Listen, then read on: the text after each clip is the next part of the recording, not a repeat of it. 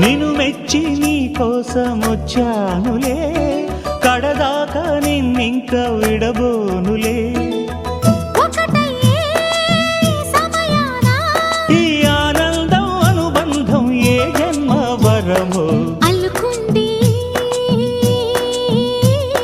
వల్లెవాటు చేరమంది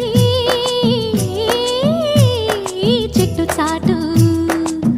కొండమల్లి కొండ మల్లి కులుకు ఎందుకే, కుర్రగాడు కన్ను కొట్టి పిలిచినందుకే.